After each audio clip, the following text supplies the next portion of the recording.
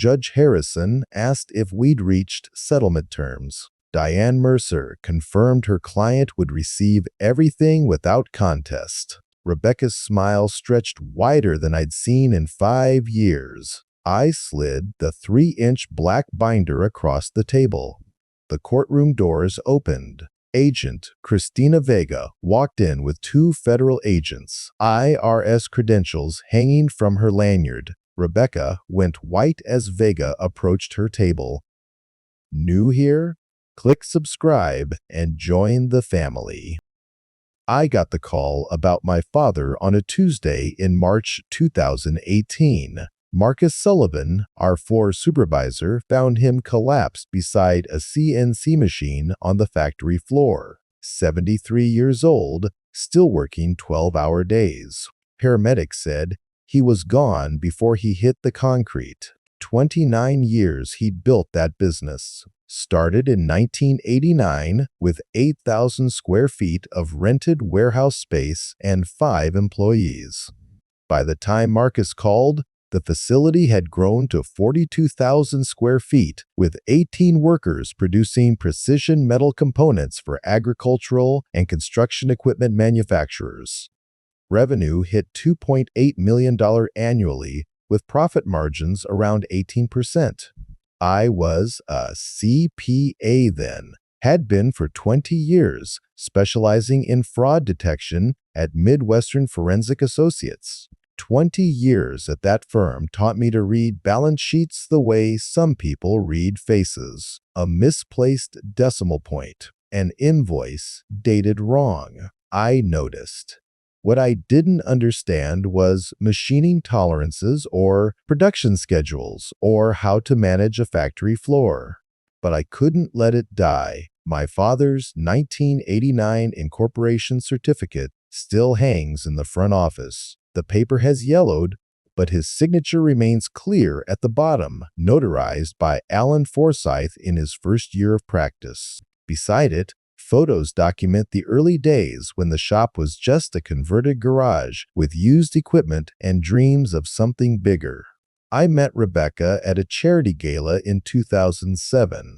I was there representing the firm. She was there because her friend Jennifer dragged her along. She wore a cocktail dress that probably cost more than she'd admit and seemed charmed by the precision of my work, the stability of a steady career. Not the usual polite nodding people do at networking events, but actual questions about asset tracing and litigation support. We married in 2008. Sophie came first, then Lucas 2 years later. Rebecca had worked in pharmaceutical sales for 3 years before Sophie's birth, but she never went back. At family dinners, her sisters compared vacation homes while their husbands discussed surgery techniques and patent law. Rebecca would mention my factory work, then change the subject. That MBA she'd earned from a mid-tier program got mentioned constantly in those years. It's never been used professionally, but it serves as credential in conversations with her friends, proof she could have done more if she'd chosen to. I work the floor most days. Marcus Sullivan has been with the company 29 years, knows the equipment better than I ever will. He's 58 now, weathered hands and safety glasses perpetually pushed up on his forehead. My father hired him in 1995 when the business was small enough that everyone knew each other's families. The other 17 employees have similar stories. Years of service. Marcus told me once he could have made more at the deer plant, but my father treated people right. My mother still lives in the ranch house where she and my father sacrificed for 43 years. Dorothy Kirkland, 78 years old, white hair and quiet dignity. Her sewing corner occupies the same spot it did when she did alterations for neighbors during the factory's lean years, every dollar contributing to the dream of building something that would last.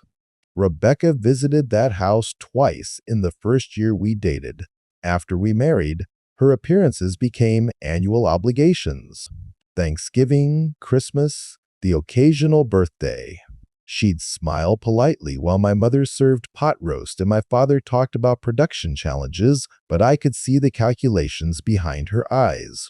This wasn't the life she'd imagined. She stopped asking about production schedules, started calling it that place instead of using its name, asked me once when I was going to sell it and do something real. The factory wasn't a legacy to preserve.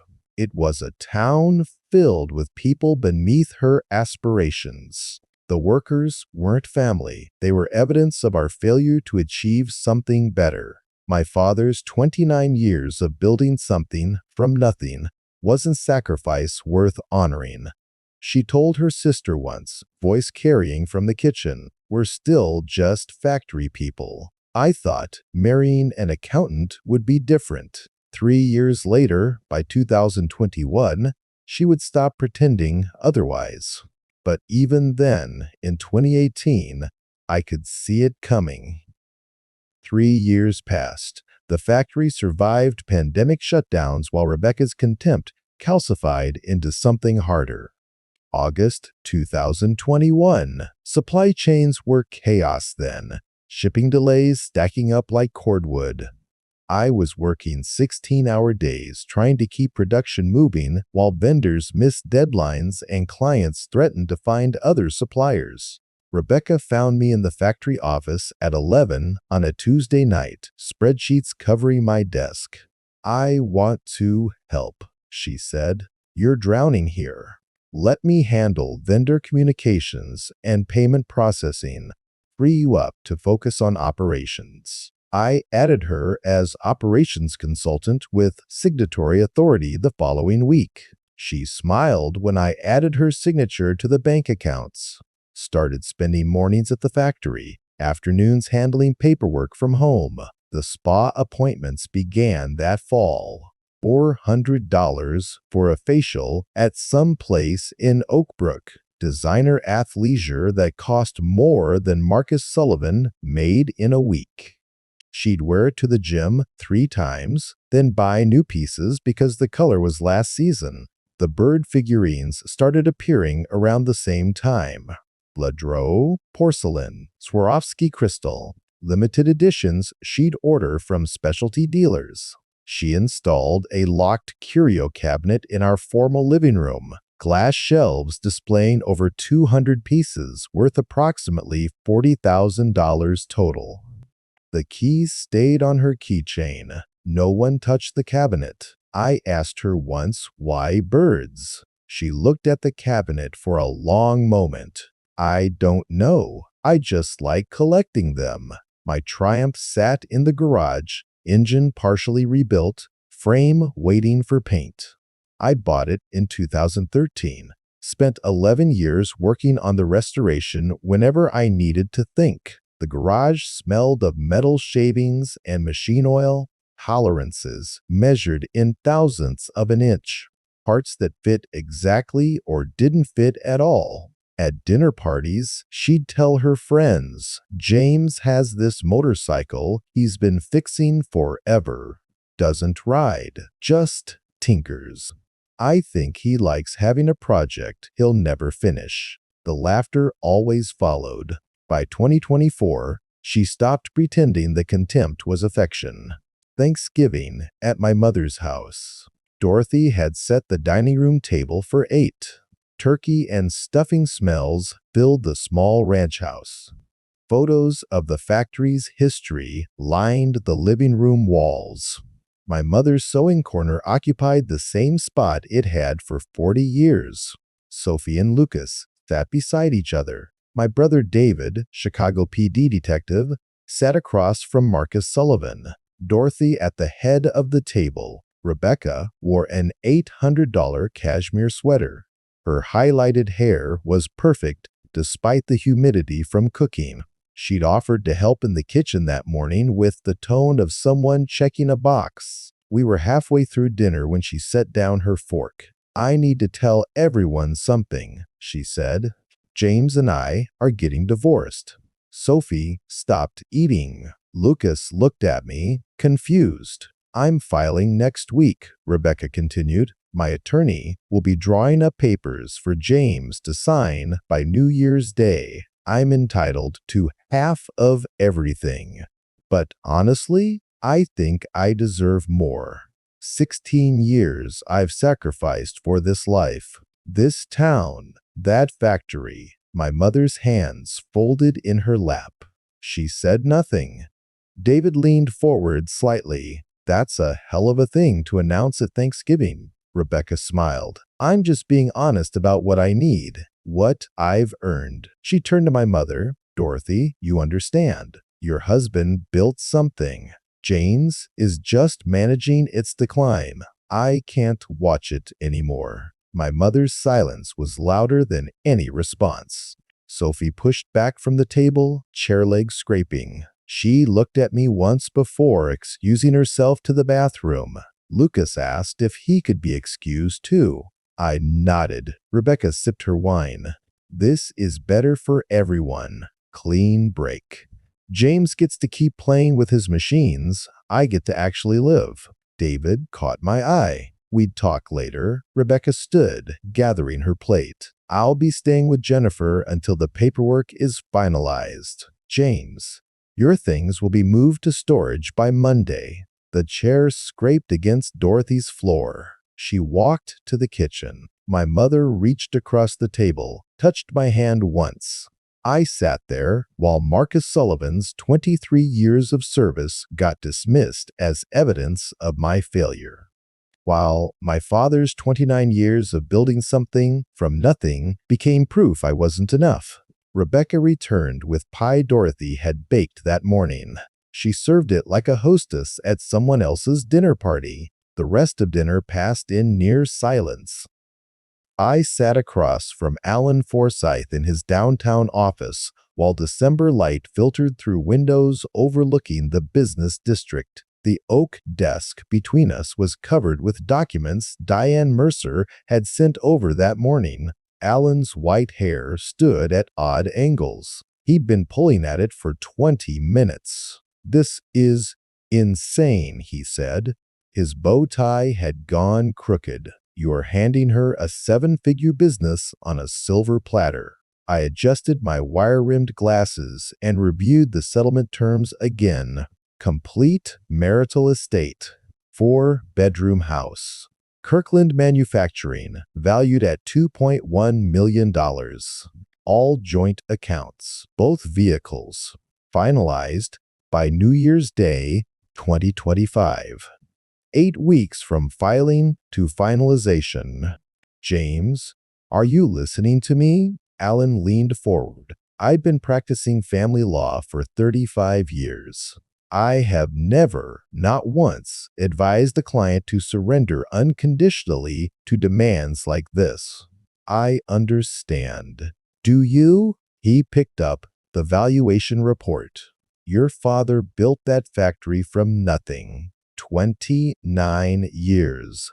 You've kept it running for 6. 18 employees depend on those paychecks, and Rebecca wants to liquidate it like a stock portfolio. The reading glasses on their chain around his neck caught the afternoon light. Behind him, floor-to-ceiling bookshelves held case files and legal precedents from 4 decades of practice.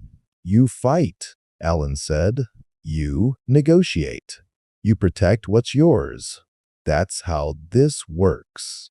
I set down the documents. My flannel shirt and work boots looked out of place in his formal office, but I'd come straight from the factory floor.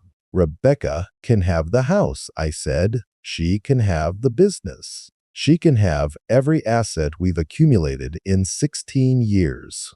Alan stared at me. I will not contest a single line item.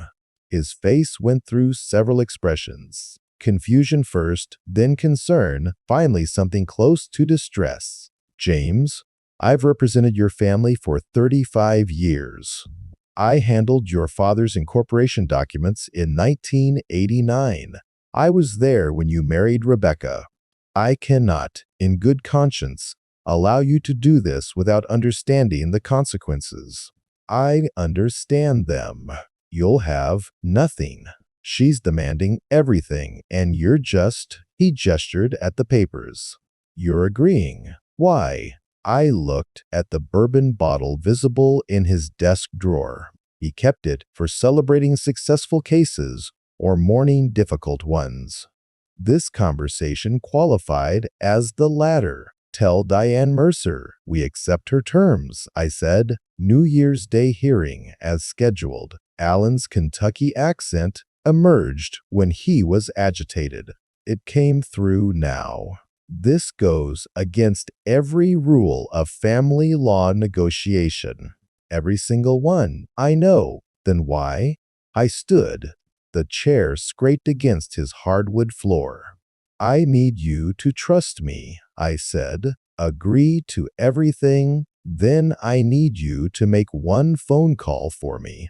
What phone call? IRS, Criminal Investigation Division. Ask for Agent Christina Vega. His reading glasses slipped down his nose.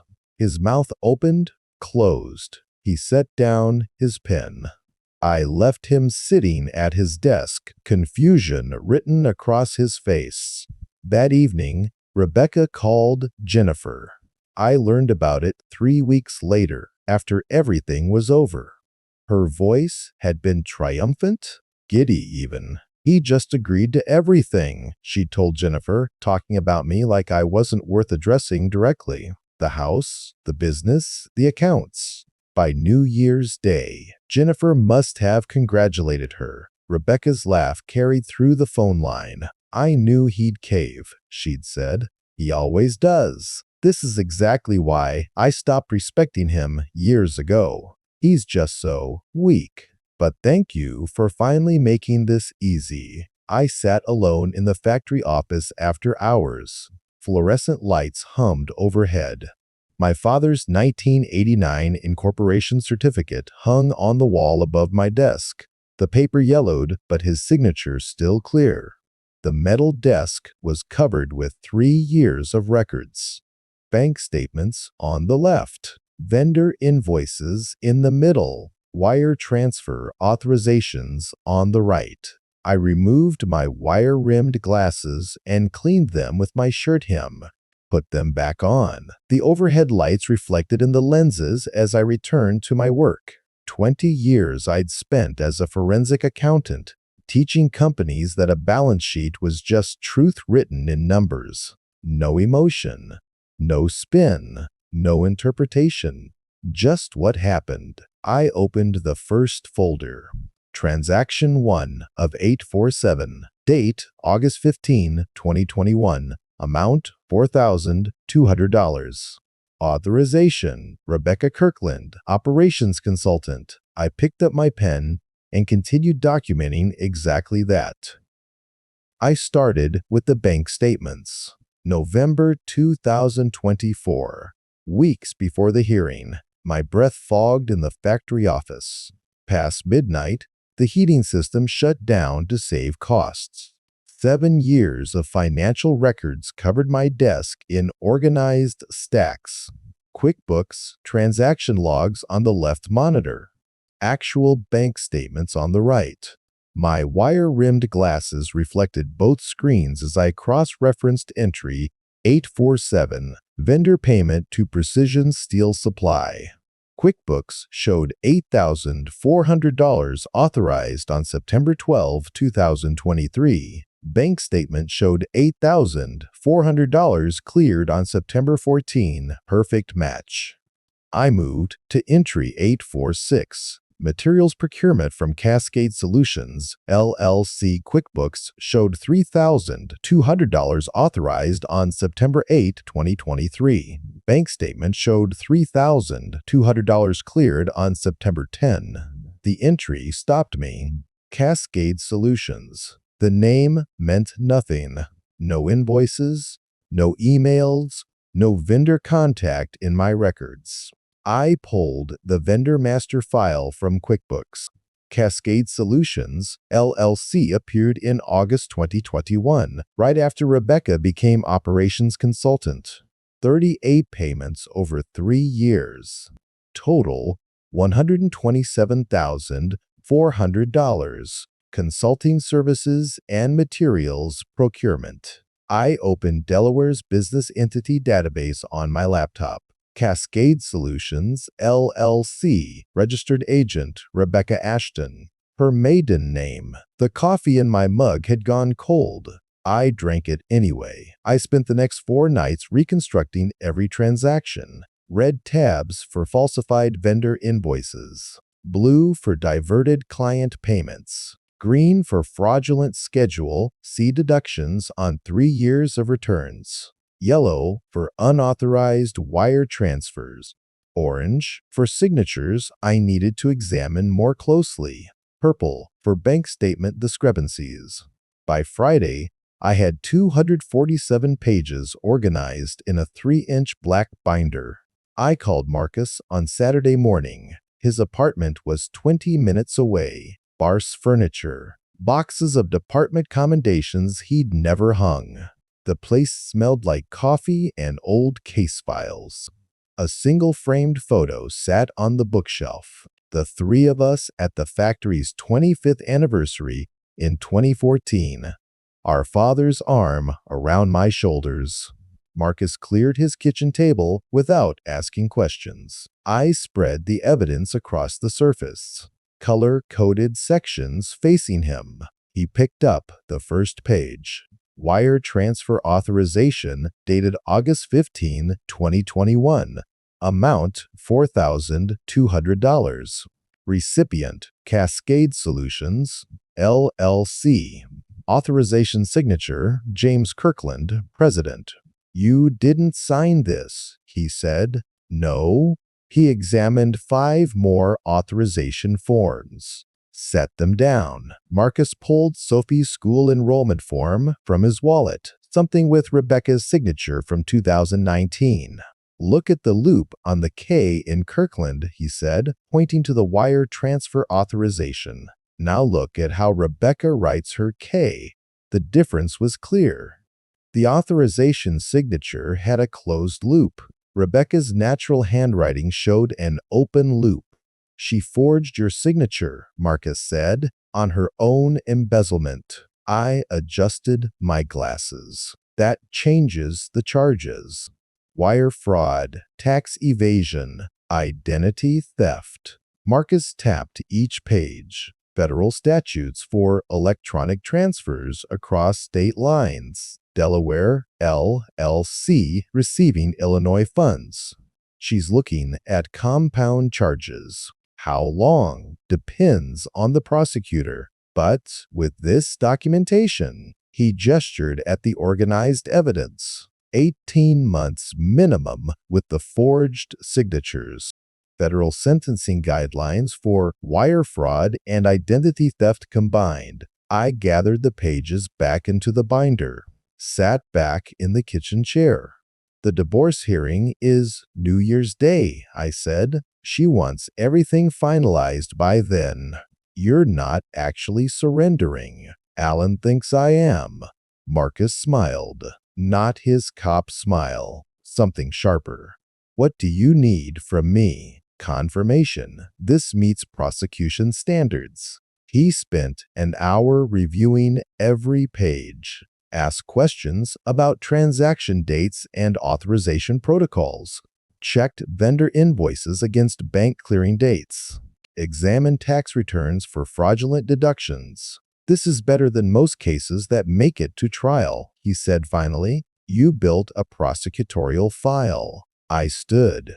Gathered the pages back into organized sections. Once you hand this to federal investigators, there's no taking it back, Marcus said. Rebecca's going to prison. The kids will know. I understand. He walked me to the door. Dad would be proud, not about the divorce, about you protecting what he built. I drove back to the factory, sat in my office with the evidence binder on my desk. My father's 1989 incorporation certificate hung on the wall above. Then I called Alan Forsythe. I need you to do exactly what I said, I told him. Agree to everything Rebecca demands. New Year's Day hearing as scheduled. James, I don't understand. Then make one phone call for me. IRS Criminal Investigation Division. Ask for Agent Christina Vega. Silence on the line. Trust me, I said. I hung up before he could respond. I arrived at Alan's office at 4:30 on December 28th. The 3-inch black binder sat on the passenger seat beside me during the drive downtown. His secretary had left for the day. The building was quiet, most offices dark for the holiday week. I climbed the stairs to the 3rd floor and knocked twice. Alan opened the door. His white hair stood at odd angles, bow tie slightly crooked. He'd been working late. Come in. The binder landed on his oak desk with a solid thump. The leather surface was clear, except for a half-finished crossword puzzle and his reading glasses.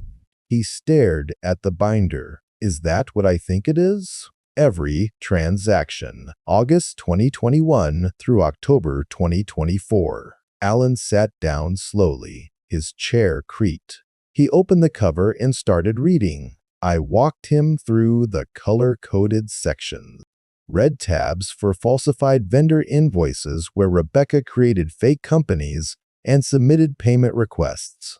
Blue for diverted client payments where she rerouted checks to her shell company. Green for fraudulent schedule, C deductions on 3 years of tax returns. Good God, Alan said. He turned to the yellow section. These are wire transfers, 38 of them, $127,400 total, all to Cascade Solutions, LLC, the Delaware company, registered under her maiden name, August 2021. He examined the authorization signatures on the wire transfer forms, set them beside Rebecca's signature on our marriage certificate from his files.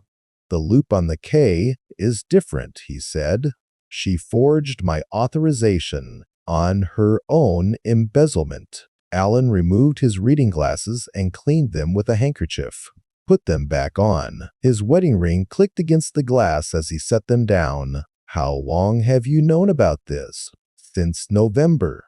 Since November. He stood up, walked to the window overlooking the business district. December darkness had fallen. You've been sitting on federal wire fraud evidence for a month while agreeing to surrender everything. Yes? James, this is wire fraud. This is tax evasion. This is identity theft. He turned back to face me. You didn't surrender. You built a prosecutorial case file and handed her the evidence. I adjusted my wire-rimmed glasses. She demanded the business assets. Those assets are about to become frozen criminal evidence. Alan laughed. Not his polite courtroom laugh. Something genuine and slightly manic. This is brilliant, he said. This is absolutely brilliant. He spent the next hour reviewing every page, asked questions about transaction dates and authorization protocols, examined vendor invoices against bank clearing dates. Agent Vega agreed to review it. He asked, meeting her tomorrow at 9. And she'll serve Rebecca at the hearing. If the evidence meets federal prosecution standards. Alan closed the binder carefully. It does. I've seen a lot of divorce cases in 40 years. I've never seen anything like this. He opened his desk drawer and pulled out the bourbon bottle. Poured 2 glasses without asking if I wanted one. To your father, he said. He'd be proud. We drank. The next morning, I drove to the federal building downtown. Agent Christina Vega's office was on the 6th floor.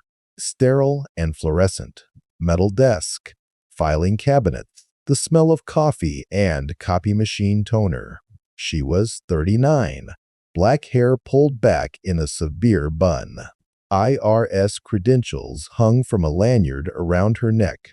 I set the binder on her desk. She opened it and started reading. Didn't speak for 20 minutes. You're a CPA? She asked finally. 20 years. Fraud detection. It shows. She turned to the wire transfer section. These authorization signatures are forged.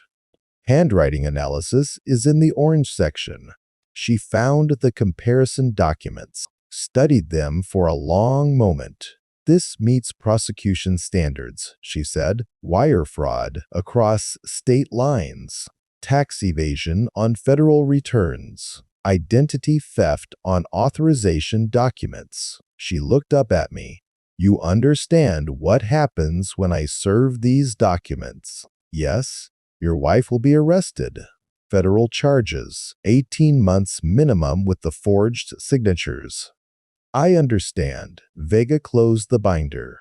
I'll be at the courthouse January 1st, 9:45. I drove home. The house was empty.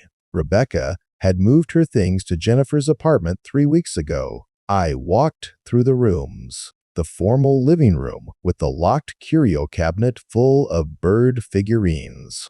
The garage with my Triumph waiting for paint. The kitchen where we'd had breakfast with Sophie and Lucas 1,000 times. I walked through the rooms one last time. The curio cabinet, the garage, the kitchen. Then I locked the door and drove to the factory.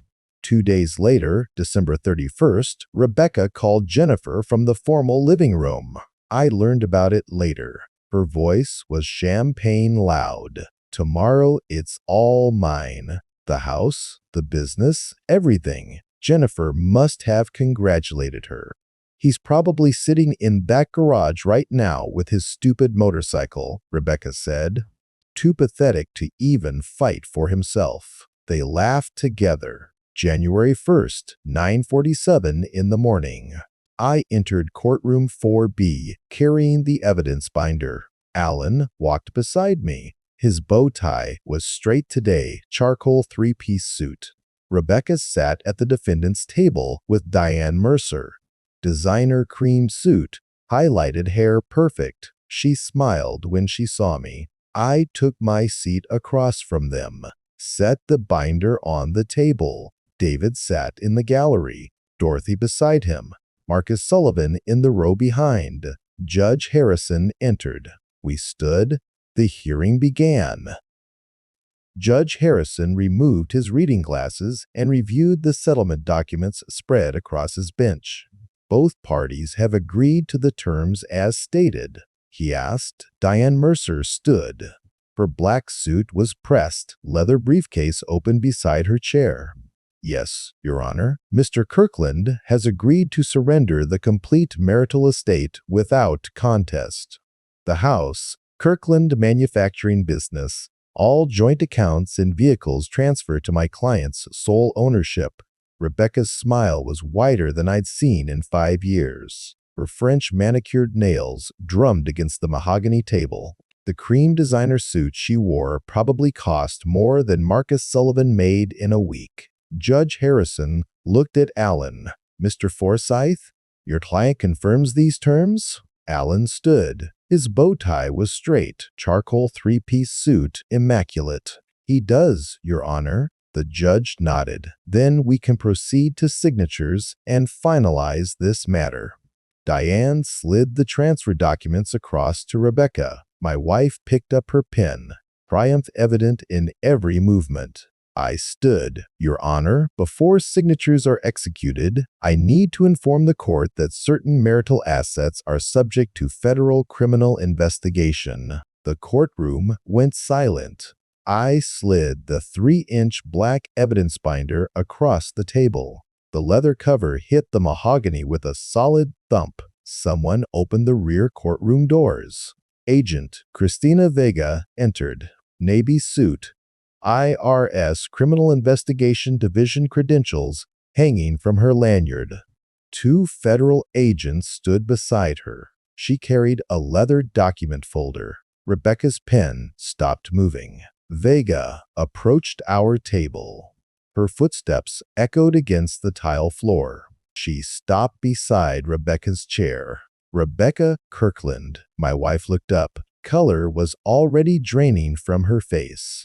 "I'm Agent Christina Vega, IRS Criminal Investigation Division."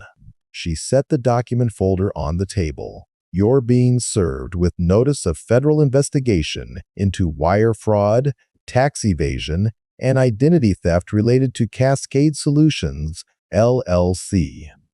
Rebecca's hands started shaking. The pen fell from her fingers, clattered against the table. "You transferred $127,400 from Kirkland Manufacturing to a Delaware shell company registered under your maiden name." Vega opened the folder. These transfers were disguised as vendor payments and consulting fees. Authorization signatures on 38 wire transfer documents were forged. Diane Mercer grabbed the documents.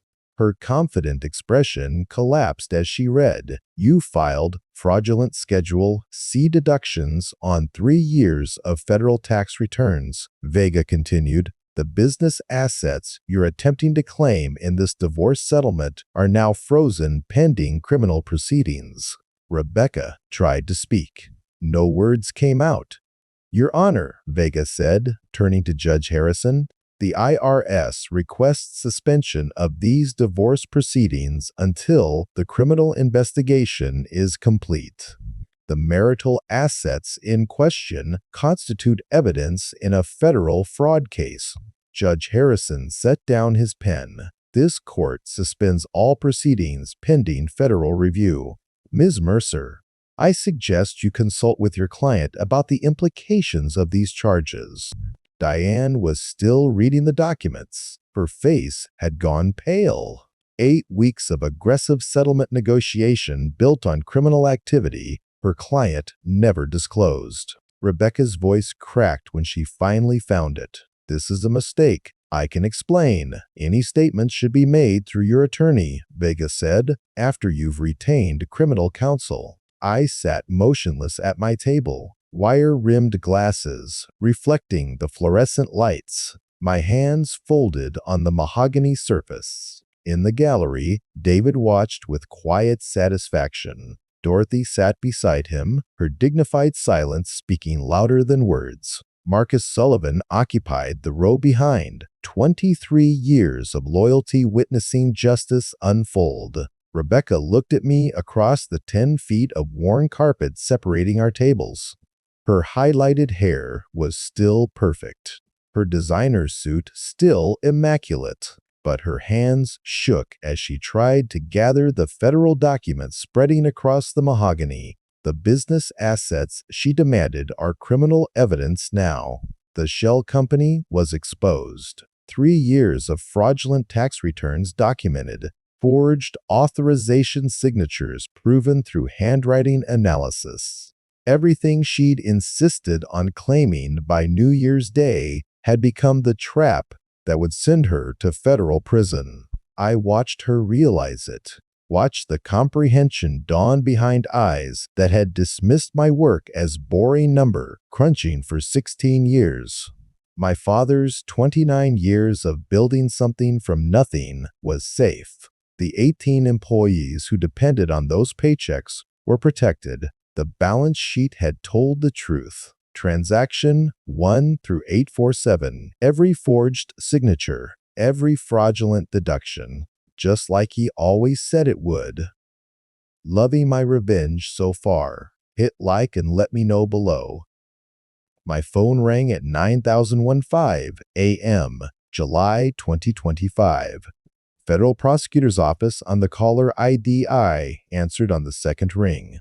18 months for wire fraud. Additional 6 months for tax evasion. Identity theft charges folded into the sentence. Rebecca would serve 24 months at a minimum security facility in Michigan. Her $40,000 collection sold for $28,000 at auction. I didn't attend. Didn't need to watch strangers handling the crystal birds she'd polished every Sunday morning. The factory floor hums the same as it did in 1989. I promoted Marcus Sullivan from supervisor to operations manager. 18 employees. Same as when my father ran it. same as it'll be tomorrow. The CNC machine still cut metal to tolerances measured in thousandths of an inch. Sophie asked me last weekend why Mom had to go away. Lucas just wanted to know when she'd be back for his birthday. They see a therapist on Thursdays. Lucas draws pictures in the waiting room while Sophie talks to Dr. Chen. He drew the factory last week, all 18 workers standing by their machines. Saturday morning, I torqued the final bolt on the Triumph. 25 foot-pounds, same as the manual specified in 1967. Stepped back. 11 years. Finished. I haven't ridden it. Dorothy stopped by yesterday at 2030, brought Lucas snickerdoodles she'd baked that morning, and watched him play in the yard. Marcus came later, still keeping his weekend routine separate from work. I walked the factory floor this morning, checking the CNC tolerances on the Deere contract. My father's incorporation certificate hangs above my desk, paper yellowed but signature clear. The balance sheet told the truth, just like he said it would. Transaction 1 through 847. Every forged signature, every fraudulent deduction,